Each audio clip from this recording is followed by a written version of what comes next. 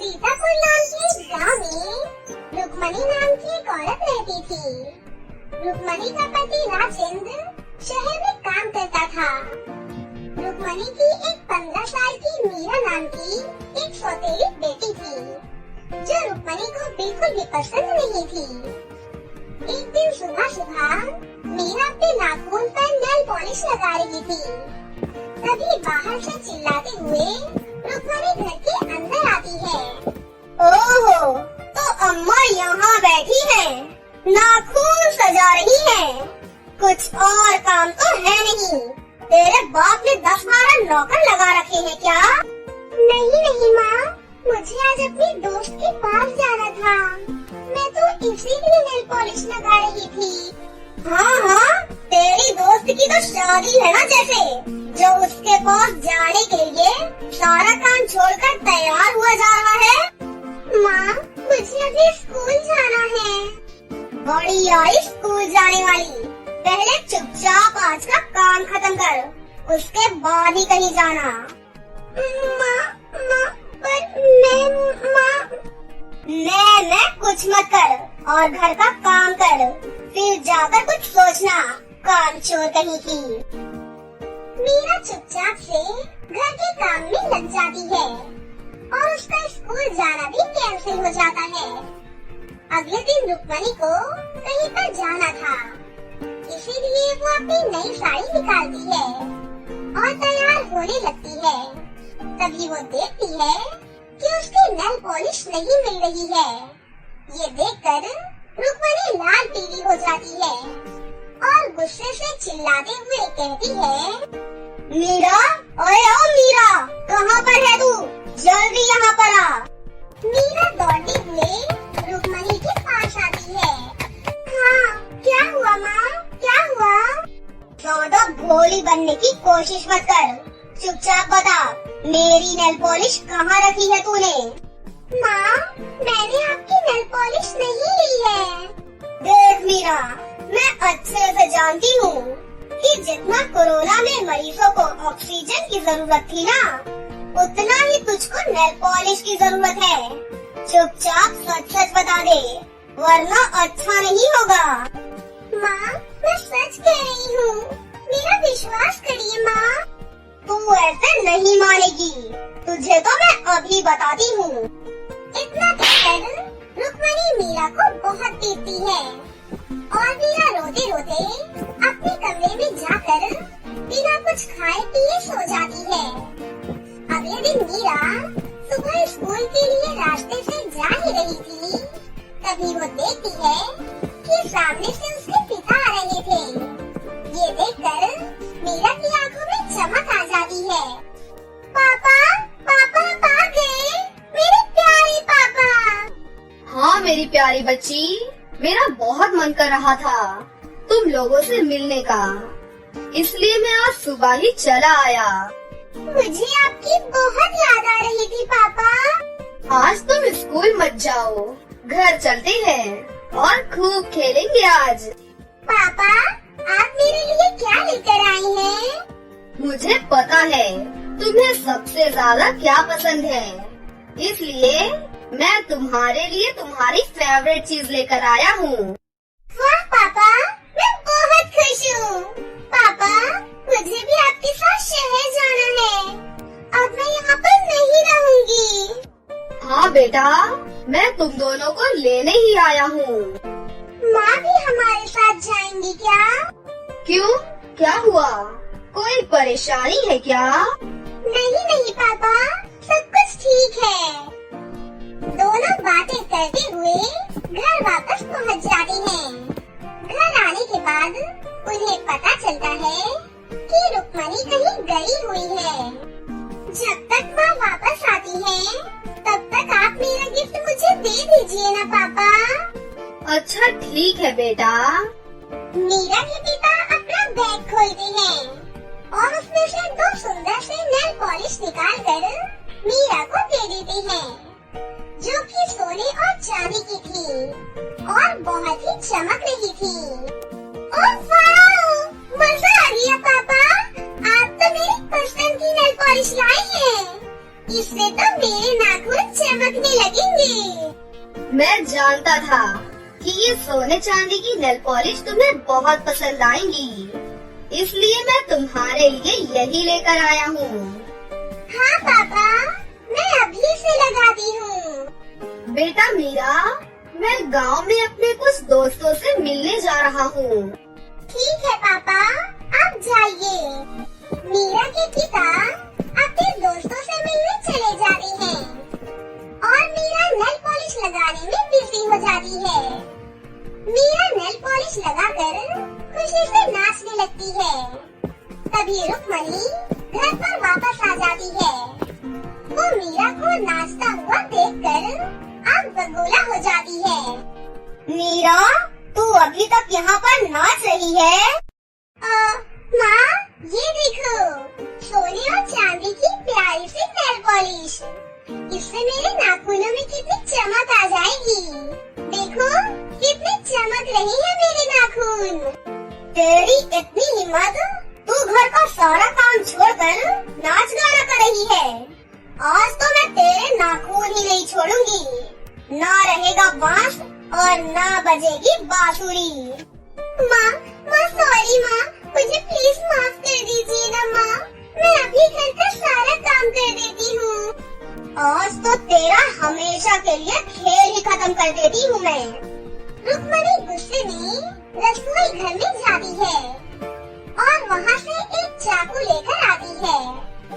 रुक्मणी उस चाकू से मीरा के सारे नाखून जड़ से उखाड़ देती है। इसमें मीरा को बहुत दर्द होता है और मीरा जोर जोर से चिल्लाकर रोने लगती है। माँ, ये नेल पॉलिश मेरे लिए पापा लेकर आए थे। पापा? मतलब वो आ चुके हैं? हाँ, पापा गाँव में अपने दोस्तों से मिलने गए हैं। फिर मीरा रोते हुए अपने कमरे में भाग जाती है और रोते रोते सो जाती है। अगले दिन में मीरा को सोकर उठने में बहुत लेट हो जाती है। रुक्मणी को ये देखकर बहुत गुस्सा आता है और वो मीरा के कमरे में जाती है और बोलती है, ओहो, महारानी जी अभी तक सोई हुई है। लगता है कल की मार भूल गई। बाप का लाड ज्यादा ही सर चढ़ रहा है।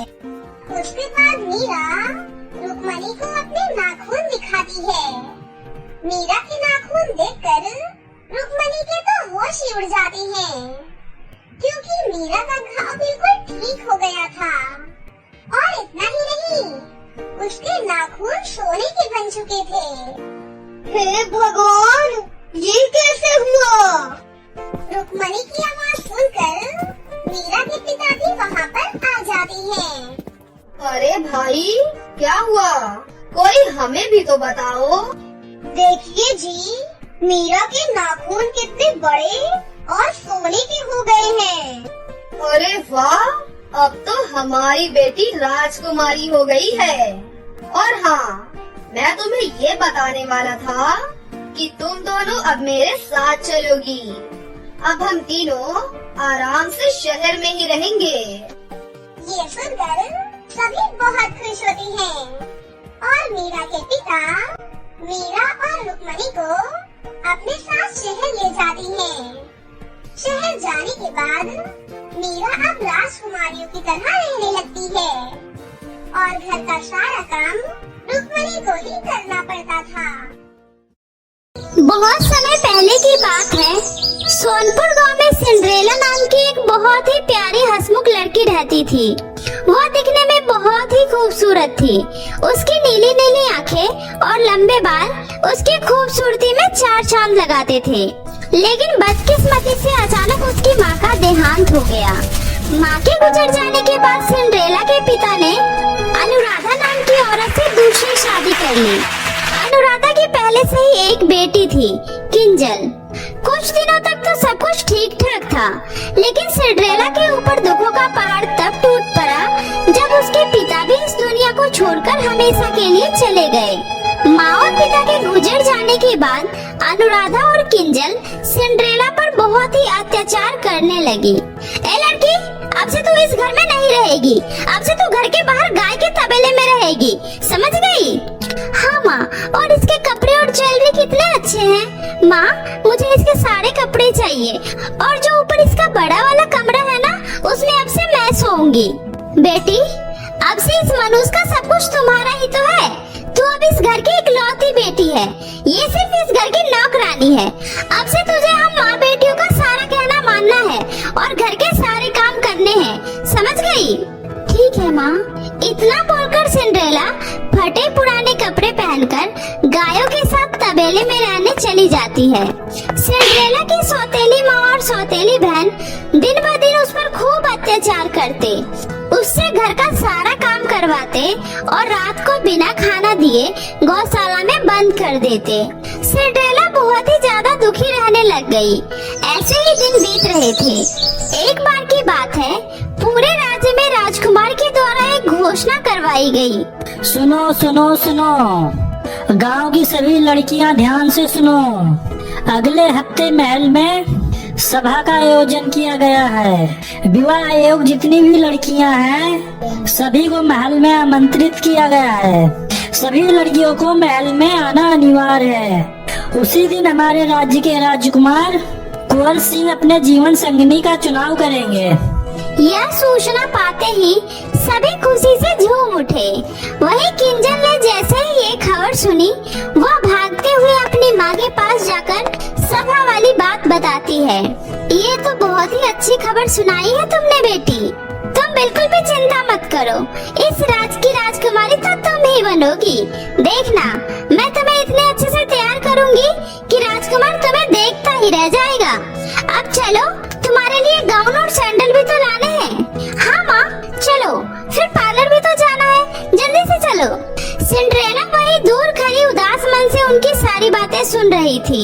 सिंड्रेला का भी सभा में जाने का बहुत ही मन था, लेकिन अपनी माँ और बहन के डर से वह कुछ नहीं बोली। इधर किंजल सभा में जाने की जोरों शोरों से तैयारियां कर रही थी। उसने अपने लिए 1 लाख का सब्यसाची का गाउन बनवाया। वह हर रोज अपने उस गाउन को पहनकर शीशे के सामने खुद को निहारती रहती। हाय, कितनी सुंदर लग रही हूँ मैं। सभा में तो मैं ही सबसे सुंदर लगूंगी। राजकुमार तो मुझे ही पसंद करेंगे। आखिरकार सभा वाला दिन भी आ ही गया। उसने सुबह उठते ही सबसे पहले सिंड्रेला को बुलाया। सिंड्रेला, सिंड्रेला, जल्दी आओ। कहाँ मर गई? जल्दी से मेरे गाउन को प्रेस कर दो और मेरे सैंडल को अच्छे से पॉलिश कर दो। मुझे आज सभा में जाना है, कोई भी कमी नहीं होनी चाहिए। किंजल सुबह से ही रात के सभा में जाने की तैयारियां करने लगी। किंजल अब सभा में जाने के लिए पूरी तरह से तैयार थी। वाह, मेरी बेटी तो आज बिल्कुल परी की तरह लग रही है। भगवान बुरी नजर से बचाए। तभी सिंड्रेला डरते डरते अपनी माँ से कहती है, माँ, क्या मैं भी आप लोगों के साथ सभा में जा सकती हूँ? उन्होंने तो गांव की सभी युवा लड़कियों को बुलाया है ना? ये सुनकर दोनों माँ बेटी जोर जोर से हंसने लगी। शकल देखी है अपनी, बढ़िया ही सभा में जाने वाली। अरे, राजकुमार को अपने लिए राजकुमारी चाहिए, नौकरानी नहीं, समझी? चलो माँ, हम चलते हैं। हाँ हाँ, चलो बेटा, कहीं देर ना हो जाए। और सुन नौकरानी, हमारे आने से पहले घर का सारा काम हो जाना चाहिए, समझी? उनके जाने के बाद सिंड्रेला घर में अकेले बैठकर खूब रोती है।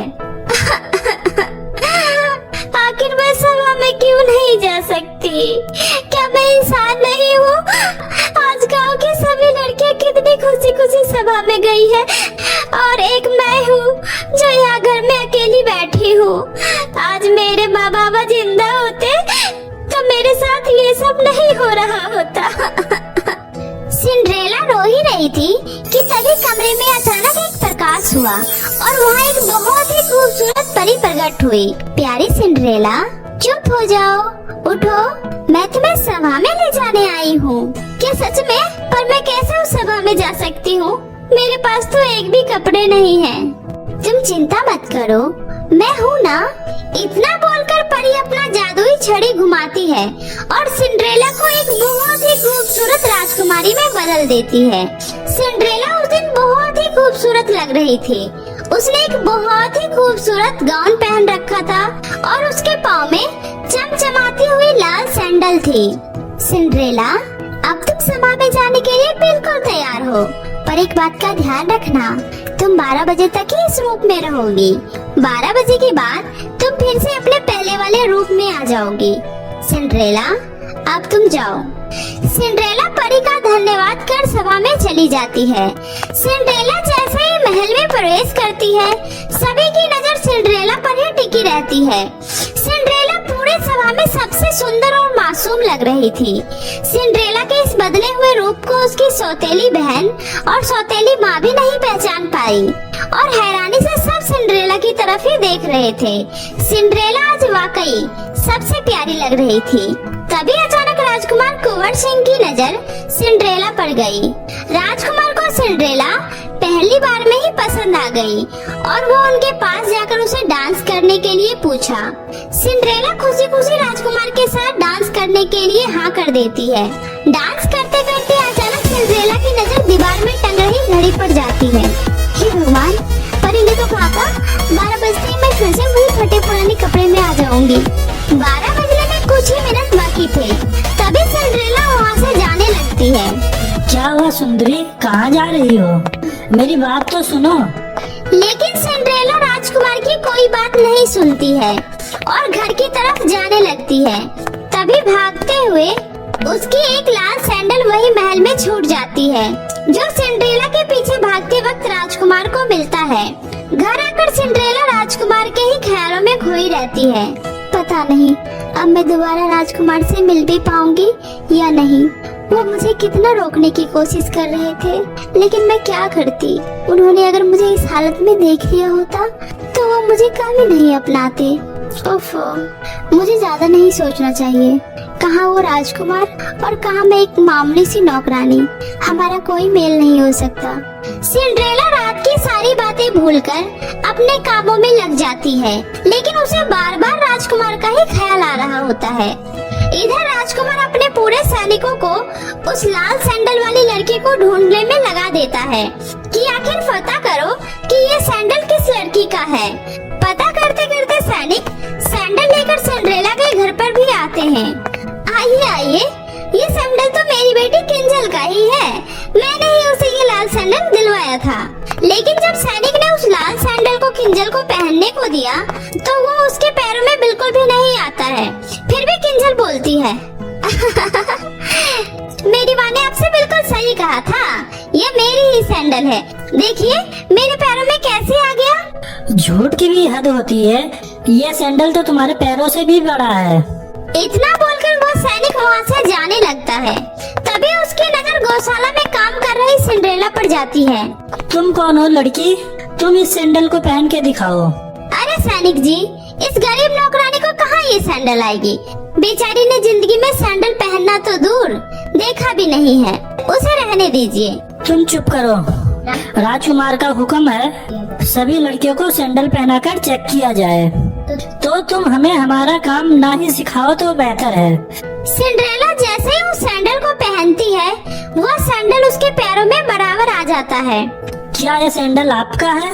जी, ये मेरा ही सैंडल है। फिर सिंड्रेला को सैनिक राजकुमार के पास लेकर आता है। सिंड्रेला को देखकर राजकुमार कहते हैं, क्या तुम वही रात वाली प्यारी सी लड़की हो? तुम सभा से क्यों चली गई थी? मैंने तुम्हें कहाँ कहाँ नहीं ढूंढा। खैर, अब तो तुम मिल ही गई हो।